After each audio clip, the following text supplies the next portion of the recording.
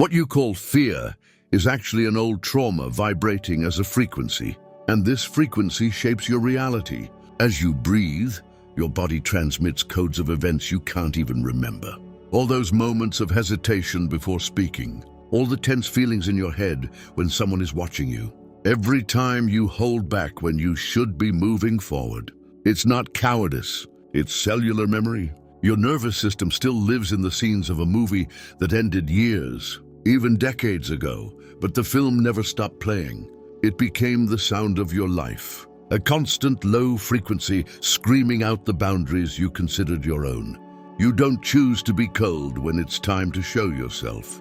You carry the aura of someone who was rejected before they knew how to protect themselves. You don't choose to hold back. You simply follow the instructions in your books. Your body is a library of unprocessed experiences, and every dark side makes decisions for you. There's a reason for this, even if you rationally understand that you are safe, that you deserve abundance, that you are capable of deep love. You still live as if something invisible is preventing you from entering these realities. It's not for a lack of knowledge. It's not for a lack of will. This is because 3 specific centers in your body still carry the vibrational imprints of unprocessed experiences. Your solar plexus, psoas, and thymus act as antennas that pick up and transmit defensive, contractive, and fear frequencies. It doesn't matter what your conscious mind believes or wants. These 3 points aren't just muscles or glands. They're living archives in which every unresolved trauma becomes a permanent activation pattern.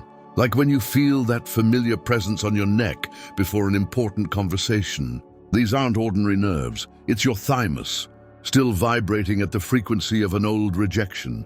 When you hesitate before making a decision that could change your life. It's not attention. It's your solar plexus sending signals of lack recorded years ago. When you physically shut down in situations that require your presence. It's not brilliant. It's your psoas that controls the escape protocols embedded in the muscle.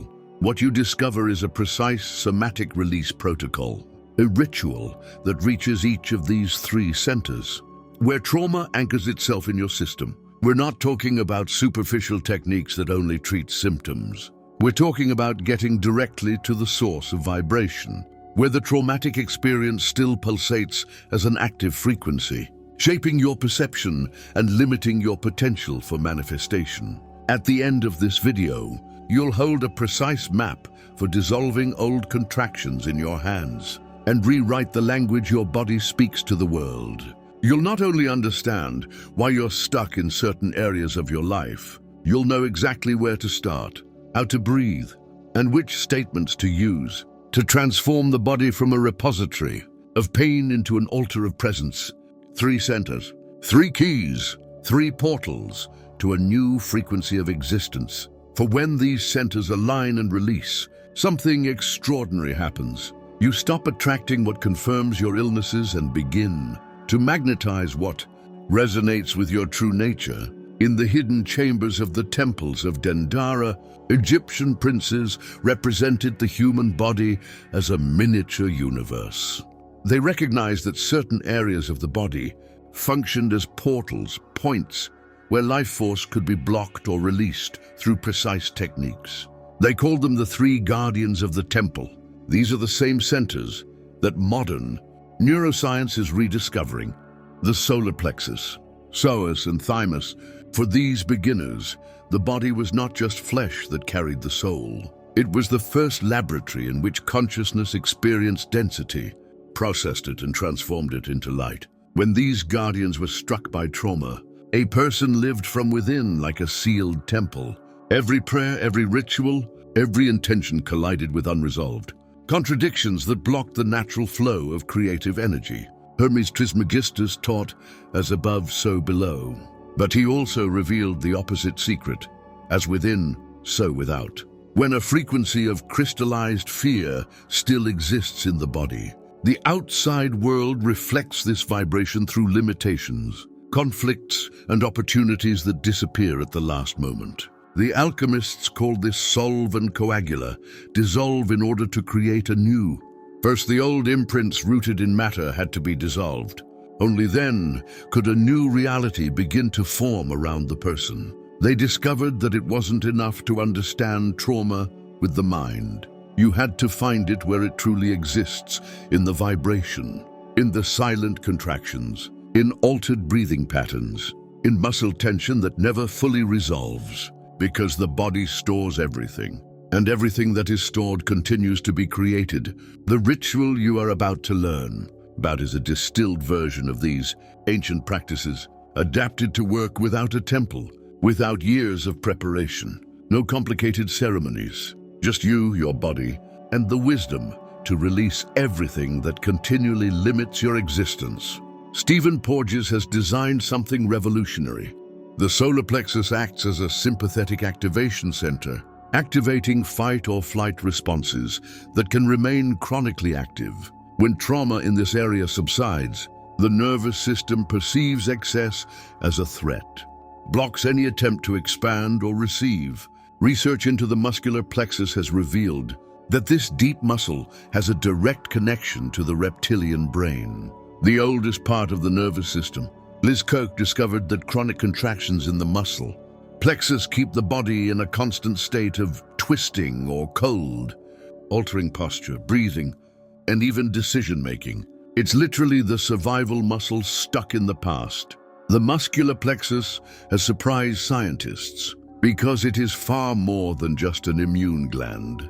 Recent studies show that its activation not only influences T cell production, but also regulates the ability to express authenticity. If it is closed due to trauma, it simultaneously impairs physical and emotional immunity, the creation of a person who cannot radiate their true presence. Neuroplasticity confirms that these three centers can be reprogrammed through specific stimuli. The resulting touch activates macroreceptors that send new signals to the brain. Conscious breathing changes neural patterns. Vibrational statements rewrite inner language through what neuroscientists call somata, the direct connection between words and physical sensations. Epigenetics adds the final layer. When these centers are released, the change doesn't stop at the cellular level. It alters genetic milestones. Create a new biological signature that can be passed on to future generations. You're not just healing your ancestors, you're reprogramming your future descendants. What you are about to learn is not a modern technique. It is an ancient protocol that remained hidden in Hermetic traditions for centuries.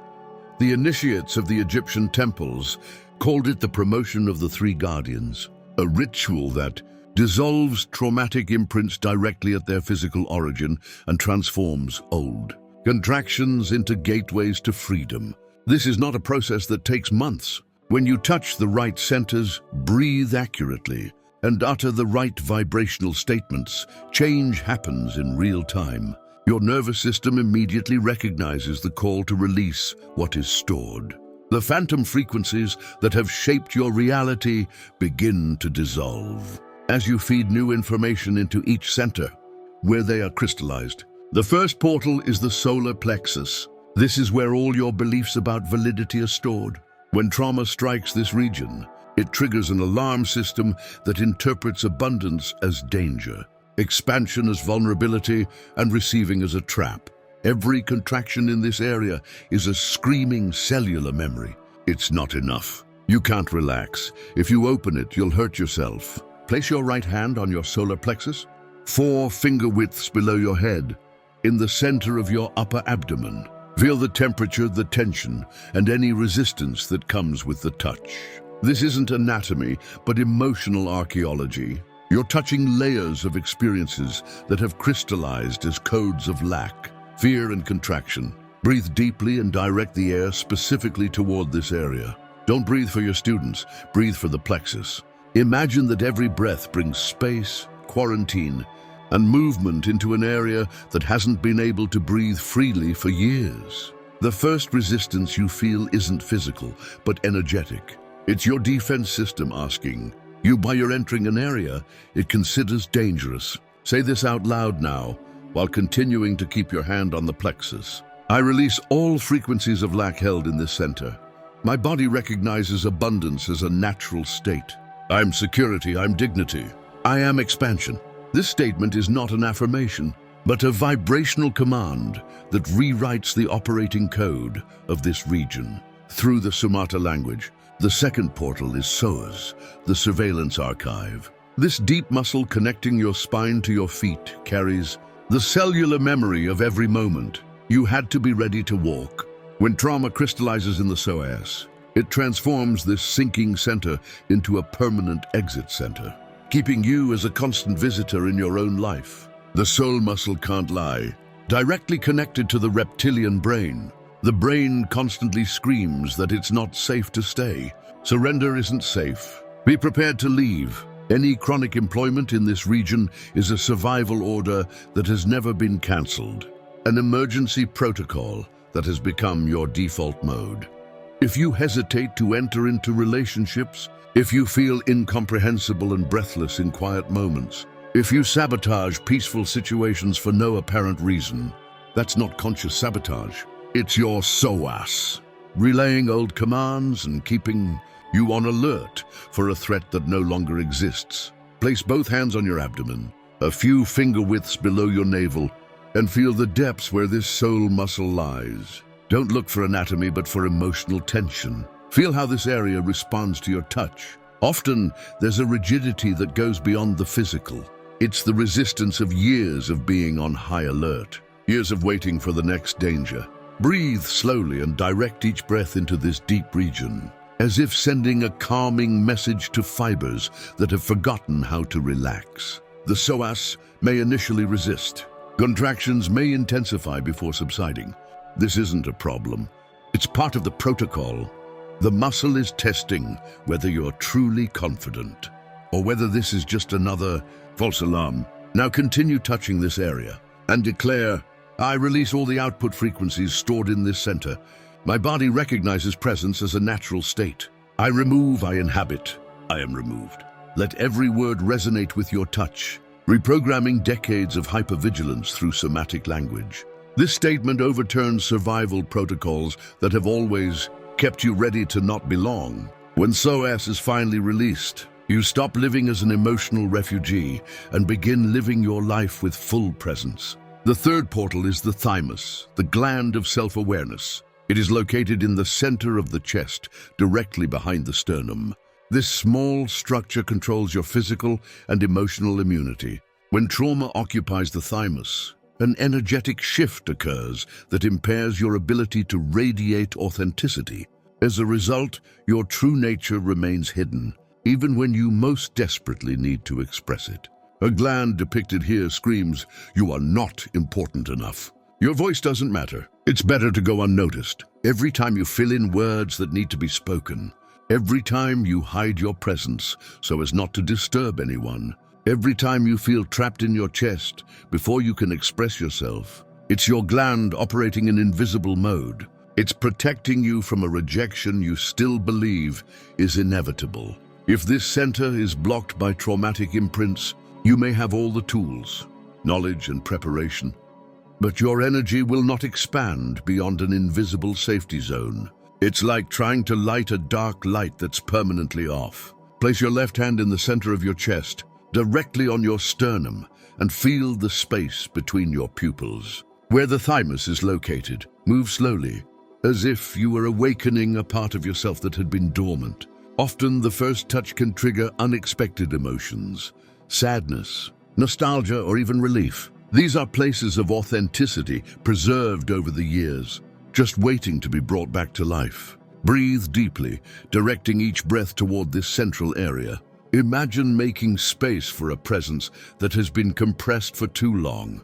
The thymus responds to the conscious breath by expanding physically but also energetically, as if you were inflating a tense dimension of yourself. As you do this, keep your hand on your chest and breathe freely.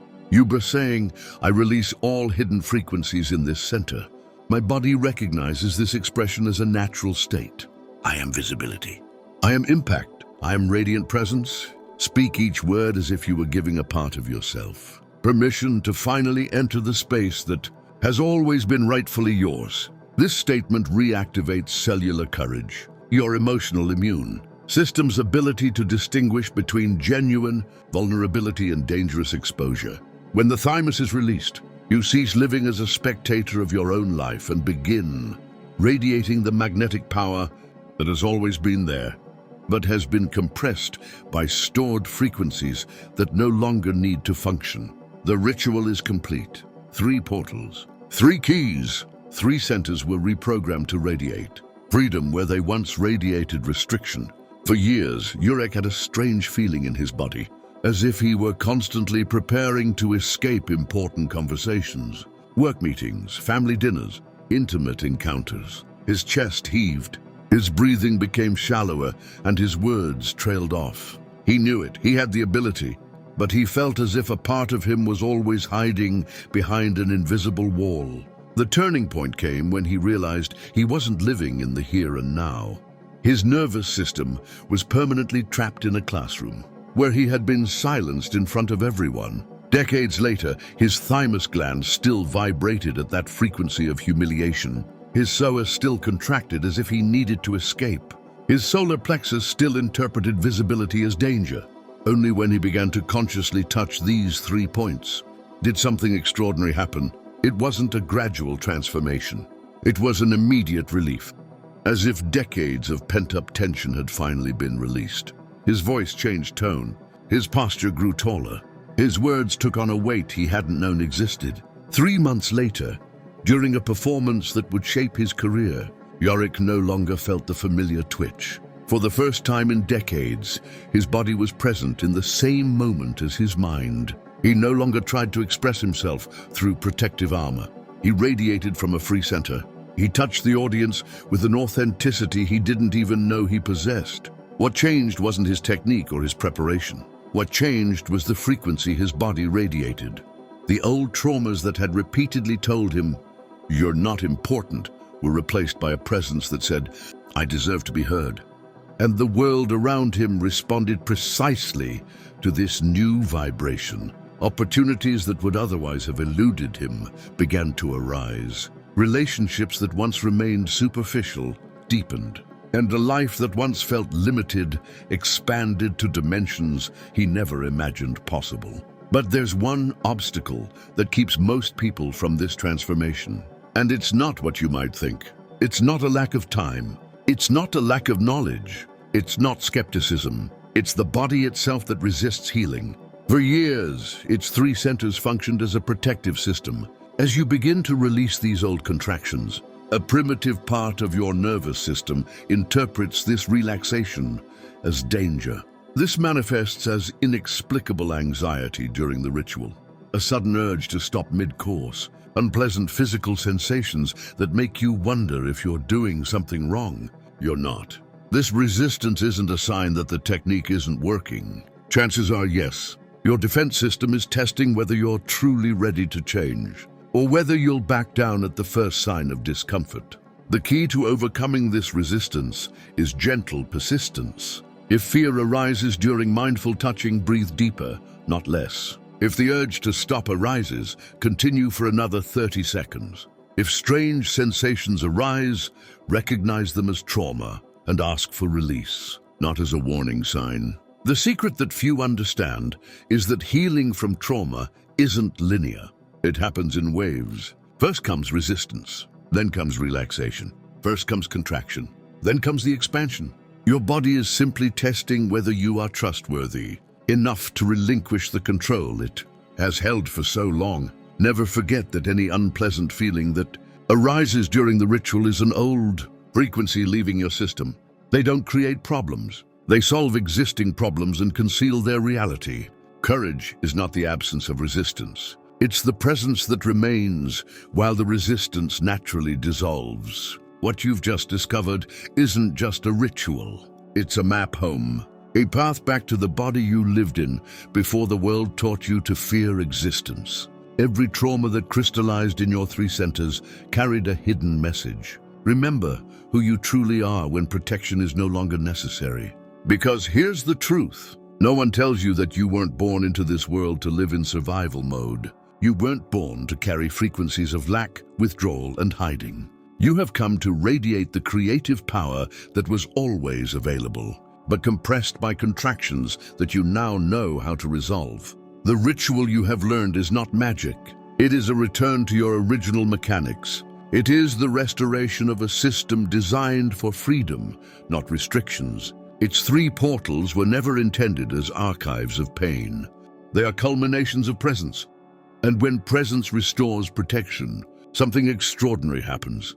The world around you recognizes your wounds and begins to reflect your magnificence. Carl Jung said that everything that irritates us in others can lead us to an understanding of ourselves. But he also revealed the opposite secret. Everything you let go of within yourself immediately changes what you attract from others. When you release the frequency of trauma in your body, you not only heal, but you also reprogram the magnetic field that determines which people, opportunities, and experiences appear in your life. After performing this ritual, there comes a moment when you notice something subtle but unexpected.